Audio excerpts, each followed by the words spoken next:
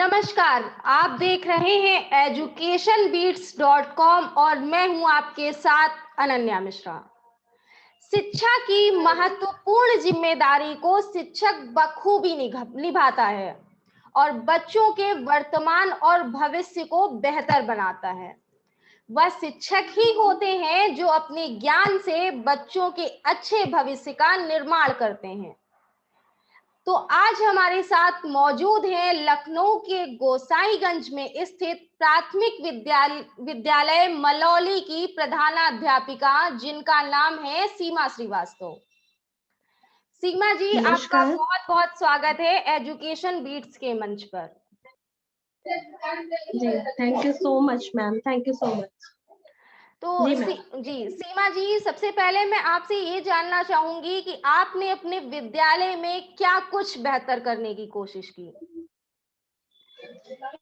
Ma'am, मैं आपको बताना चाहूंगी मेरी पोस्टिंग यहाँ पे 2018 में हुई थी।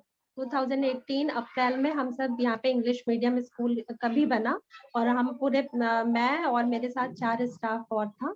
हम 5 लोग लेकर के यहाँ पे स्कूल में आए और तब स्कूल में 165 बच्चे थे उस समय जब हम आए।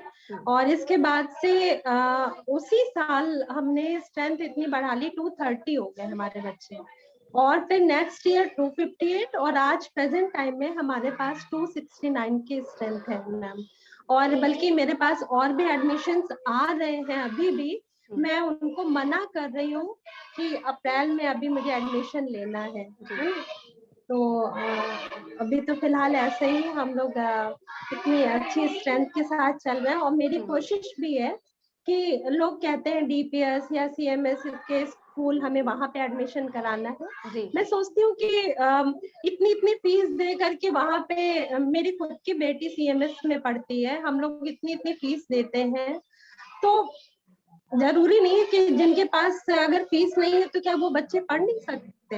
अगर हम गवर्नमेंट सेक्टर में हम लोग इसीलिए आए हैं बच्चों को पढ़ाने के लिए, तो वो बच्चे जो फीस नहीं दे सकते हैं हम उनको भी अच्छी क्वालिफिकेशन दे, अच्छी एजुकेशन दे, इसके लिए हम लोग यहाँ पर आए हैं। तो अपने जिम्मेदारियों को पूरा करते हुए मैं यही कोशिश करती हूँ अपने स्टाफ के साथ एक सामंजस्य बनाते हुए अपनी जिम्मेदारियों को हम लोग पूरा करते रहें।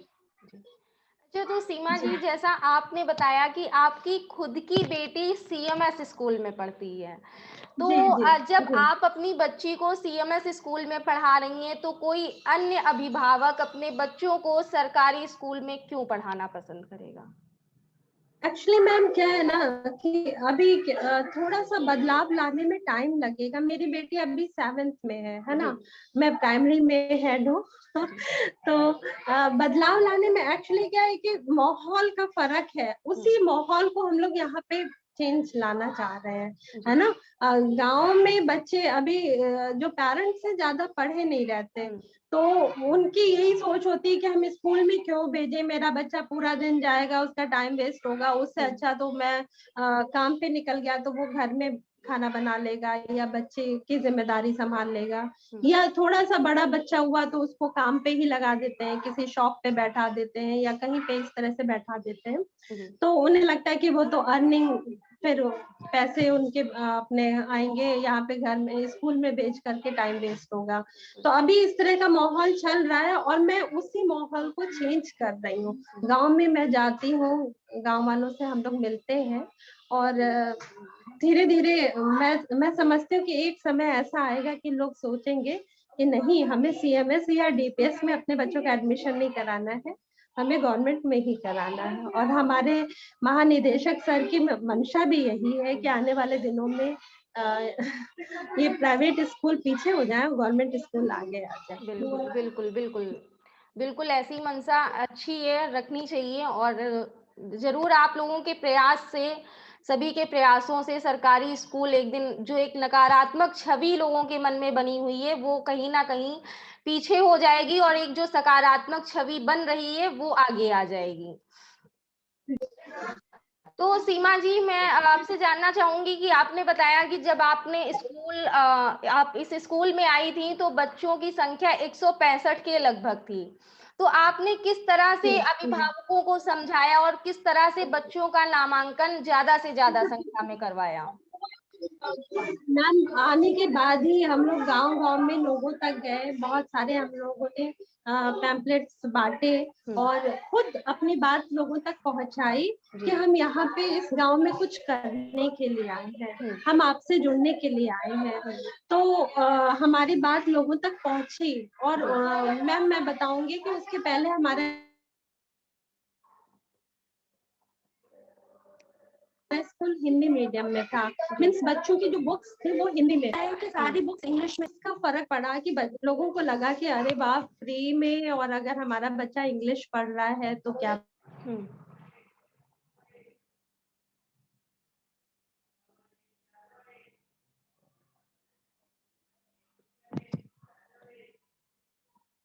तो कोशिश तो हम लोग वाली बुक, हालांकि ये हम लोग के लिए जो बच्चे हिंदी तक नहीं पढ़ पाते उनको इंग्लिश में कैसे पढ़ाया जाए, तो उसको हम लोग पढ़ते हैं, प्रोनाउंस करते हैं, बच्चों को समझाते हैं। और मैम मैं ये कहूंगी कि अगर 100 बच्चे हैं तो 100 में 10 तो समझते ही हैं, 10 नहीं तो 15-20 इतने तो समझते ही हैं, हम इतने कॉन्फिडेंस के साथ कह सकते हैं। बाकी बदलाव लाने में थोड़ा टाइम तो लगता है। बिल्कुल, बिल्कुल। तो सीमा जी, आपने एक शिक्षक के तौर पर अपने विद्यालय में सबसे पहले क्या बदलने की कोशिश की?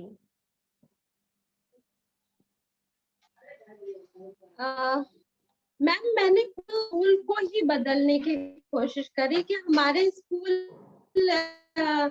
वैसे पहले मैम कंपोजिट नहीं आती थी, अभी क्या स्कूलों में 3 सालों से जब से मैं हेड बनी हूँ तब के हिसाब से 50 से 70,000 इस तरह से अभी स्कूलों प्रोवाइड किया जाता है हर साल। तो हमारे महानिदेशक सर भी चाहते हैं कि स्कूल मैंने वो पैसा तो लगाया ही, साथ में अपना भी मुझे लगा कि अगर लगा दिया जाए कहीं से कोई कमी ना दिखाई दे, तो पहले इंफ्रास्ट्रक्चर बच्चे जो स्कूल का है उसको चेंज करने की कोशिश करी हमने, है ना। तो अभी क्या है स्कूल की, मैंने आपको पिक्स भेजी भी, आप देख सकते हैं कि पहले तो स्कूल देखने में खूबसूरत लगे, इस पे ध्यान दिया और बच्चों की स्ट्रेंथ बढ़ाई और कोशिश यही कर रहे हैं कि अब बेटर एजुकेशन भी हम लोग दे पाए। अच्छा, तो अभी जैसा कि सीमा जी जी मैम, स्कूल खुल चुके हैं, कल से बच्चे अब स्कूल आ रहे हैं, तो क्या प्रतिक्रिया है अभिभावकों की स्कूल खुलने पर? क्या वो अपने बच्चों की सुरक्षा को लेकर जो है ओके हैं कि जो है नहीं, हमारे बच्चे अगर स्कूल जाएंगे तो वो वहां पर सुरक्षित रहेंगे? मैम मैं आपको बताना चाहूंगी कि बच्चे तो इतने ज्यादा एक्साइटेड है कि इनको बताना पड़ रहा है। एक्चुअली हम लोगों को एक गाइडलाइन जारी हुई है कि कोविड में सारे बच्चे डेली नहीं आएंगे। एक टाइम टेबल मिला है कि क्लास फर्स्ट और फिफ्थ के बच्चे मंडे को, वो भी 50%, क्लास 2 एंड 4 के बच्चे ट्यूसडे एंड फ्राइडे को, इस तरह से एक गाइडलाइन हम लोग को। तो ये गार्जियंस को हमको समझाना पड़ा शिक्षा चौपाल लगा करके कि एक तो आप जब भी उनका टर्न रहे आप भेजिए, जरूर से भेजिए, होमवर्क करा के। मैम आ रही है मेरी आवाज? तो सीमा जी, आपके स्कूल में बच्चों के शारीरिक और मानसिक विकास को लेकर किस तरह की प्रतियोगिताएं या किस तरह की एक्टिविटी करवाई जाती हैं? मैम मैं आपको बताना चाहूंगी, मैंने स्पोर्ट्स से रिलेटेड बहुत सारे यहाँ पे इक्विपमेंट खरीद के हैं। हमारे यहाँ क्रिकेट का सामान, बैडमिंटन का सामान, carrom, ludo, means indoor game और आउटडोर ही दोनों है। और रोजाना हर बच्चे, हर क्लास के लिए हमने करीबन 45 मिनट्स का एक पीरियड होता है, उसके अकॉर्डिंग हमने यहाँ पे टाइम टेबल बना रखा है। तो किसी ना किसी क्लास का टर्न होता है और हर बच्चे को मौका मिलता है। इसके अलावा छुट्टी से पहले भी आधे घंटे का टाइम हम ऐसा कर देते हैं कि सारे बच्चों को एक साथ असेंबली एरिया में बुला लेते हैं। जी जी तो कभी फिजिकली या कभी काउंटिंग समथिंग टेबल्स वगैरह इस तरह का भी वहाँ पे करवा लेते हैं। तो जी। बच्चे पूरी तरह से रिफ्रेश हो जाते हैं और एक साथ पाते हैं।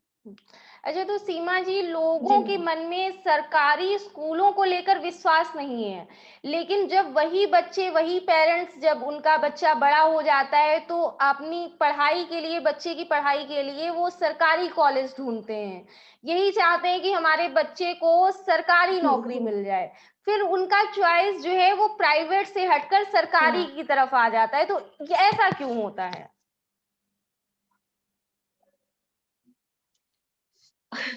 मैम मुझे तो लगता है कि जो मनुष्य है ना, वो जहां से उसका फायदा नजर आता है बस उसी तरफ अपना डायरेक्शन चेंज कर देता है। तो मैम, अभी फायदा तो क्या है सीमा कि जी, फायदा मैं तो खुद ये सरकारी मानती हूँ स्कूल में बच्चों को पढ़ाने पर भी है। बच्चों को फ्री में शिक्षा मिल रही है, बच्चों को फ्री में खाना मिल रहा है, बच्चों को मुफ्त में किताबें मिल रही हैं। इससे ज्यादा और क्या चाहिए? हम्म। हाँ लेकिन मैम मैं खुद इस सर्विस में मैं 21 साल हो चुके हैं मुझे जी इस लाइन में। जी। तो मैंने ये फर्क देखा धीरे धीरे। क्या है ना, वाकई कुछ कमियां तो टीचर्स में भी रही, हम्म। जिससे लोगों की सोच बदली है जी। गवर्नमेंट टीचर्स या गवर्नमेंट डिपार्टमेंट के लिए। बिल्कुल। लेकिन अब बहुत फर्क आ चुका है, बहुत फर्क आ चुका है। बहुत सारे टीचर्स बहुत, मतलब इस कोविड जो कोविड का जो टाइम था उस जी। समय तो टीचर्स ने इतनी मेहनत करी है। हम्म। मुझे नहीं लगता कि किसी और डिपार्टमेंट में इतना मेहनत हुई होगी, है बिल्कुल। ना। तो मतलब हम सब दिन रात लगे रहे, कभी ऑनलाइन के लिए, कभी ऑनलाइन ट्रेनिंग के लिए, कभी बच्चों को कैसे पढ़ाना है, लेसन प्लान समथिंग, इन सब चीजों के लिए। जी। तो मीन्स अब सिर्फ हम ही सब, हम आपकी बात नहीं कर रहे हैं, पूरा डिपार्टमेंट मैं देखती हूँ। कहीं भी वैन से जाते हैं या कभी बीआरसी अपने ऑफिस एरिया में जाते हैं, जी तो जी। हर टीचर मेहनत कर रहा है। तो बिल्कुल। तो लोगों की सोच मतलब मुझे लगता है कि बदलनी चाहिए। अब इस डिपार्टमेंट में भी बहुत मेहनती टीचर आ गए हैं और बच्चों जी। के साथ पूरा पूरा जजमेंट हो रहा है। बिल्कुल कोशिश बिल्कुल। कर रहे हैं कि वो बच्चों के साथ। जी मैम। अच्छा, तो सीमा जी, आपके स्कूल में आपने अपने बच्चों को पर्यावरण के बारे में कितना क्या जागरूक किया है? मेरे यहाँ तुलसी तुलसी एक होता है, मेडिकेटेड प्लांट होता है। जी। और बल्कि अभी ये कोरोना में तो बहुत से लोगों ने काढ़े भी पिए तुलसी डाल डाल के। तो बिल्कुल। मेरे यहाँ वो तो जैसे लगता था कि गॉड गिफ्टेड है, उसकी तुलसी जी की खेती होती है। हुँ। तो अभी हमारे यहाँ कोई भी आता था, तुलसी हम लोग उसके थे, इस तरह हुँ। से था। तो मतलब, और हमने यहाँ पे कुछ एक किचन गार्डन भी बना रखा है। उसमें अभी तो हमने रिसेंटली उसमें भिंडी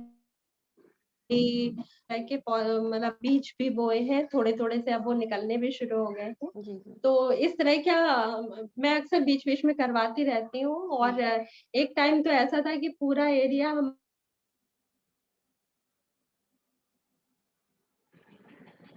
ये बहुत।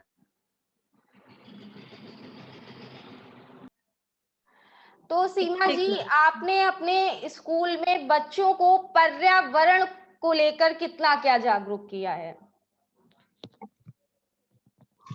मैम, मैं आपको बताना चाहूंगी कि मेरे स्कूल में मेडिकेटेड प्लांट तुलसी ये हुँ। मतलब गॉड गिफ्टेड है। इतनी ज्यादा तुलसी। और कोरोना टाइम में हमने खुद भी यूज किया। और हमारे स्कूल में कोई भी आता था तो उसको हम तुलसी गिफ्ट करते थे। जी। और इसके अलावा हमने किचन गार्डन भी लगा रखा है, बना रखा है। हुँ। उसमें अभी रिसेंटली हमने भिंडी, मूली, पालक, इस तरह के बीज बोए हैं। उसमें भी हमने जी। लौकी इस तरह से लगा रखी थी। हुँ। तो बच्चों को खुद ही शौक लगता है कि मैम हम लोग ये लगाएं, मैम वो लगाएं। तो कोरोना टाइम में तो बच्चे नहीं आ रहे थे, हम लोगों ने खुद किया, लेकिन बच्चों को शौक लगता है कि हमारा स्कूल है तो उसको ग्रीन रखना है। मैं आपको बताना चाहूंगी कि थोड़े टाइम पहले तो मेरा स्कूल पूरा फूलों से एकदम भरा हुआ था। जी अभी पतझड़ का मौसम आ गया है तो थोड़ा सा इसमें फूल कम हो रहे हैं। ग्रीन एरिया वाकई हम लोग को भी खुश करता है और बच्चे भी बहुत इसमें आनंदित अपने आप को महसूस कर पाते हैं। बिल्कुल बिल्कुल। जी मैम। तो सीमा जी, एक आखिरी सवाल मैं आपसे और करूंगी कि हमारे कार्यक्रम के माध्यम से जो बच्चे या जो पेरेंट्स आपको सुन रहे हैं, आप उनको क्या मैसेज देना चाहेंगी?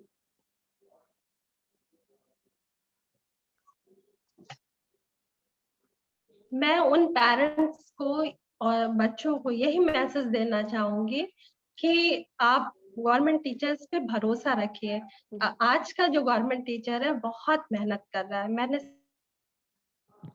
सबको देखा है। बहुत मतलब लोग कहते हैं ना एक सर्विस पीरियड होता है 10 से 5 जी का, लेकिन टीचर्स को मैंने देखा कि घर में भी लगा टाइम, अभी डिपार्टमेंट उसके टीचर बहुत मेहनत कर रहा है। आप अपनी बागडोर उन पे सौंप के तो देखिए, जरूर वो कामयाब होंगे। एक बार उन पे भरोसा करके तो देखिए। और मैं अपने बल्कि ये शुरुआत मैंने अपने इस पलौली गांव में कर रखी है और मैं कोशिश करूंगी कि मैं जल्दी ही अपने प्रेरणा लक्ष्य को प्राप्त कर सकूं और जल्दी से जल्दी हमारे हर बच्चे प्रेरक बन पाए।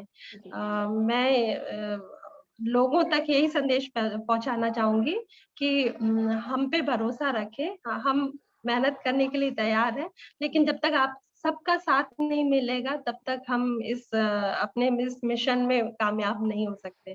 तो पेरेंट्स भले अनपढ़ है, नहीं पढ़ा सकते घर में, तो घर में बच्चों को बैठा तो सकते हैं बच्चे के लिए। तो प्रतिदिन वो भी सहयोग करें, तभी हम अपने मिशन में कामयाब हो पाएंगे। जी चलिए मैम, सीमा थैंक यू। जी, आपका बहुत बहुत धन्यवाद हमारे साथ जुड़ने के लिए। आप लगातार ऐसे ही बेहतर काम करते रहें और बच्चों के भविष्य को संवारती रहें। एजुकेशन बीट्स सदा हमेशा आपके साथ हैं। खैर, हम आपसे जी जी, फिर थैंक यू मिलेंगे मैम, थैंक यू शिक्षा सो के मच। कर्मवीर की अगली कड़ी में किसी नई शख्सियत के साथ। तब तक के लिए जुड़े रहिए एजुकेशन बीट्स के साथ। नमस्कार। Thank you ma'am.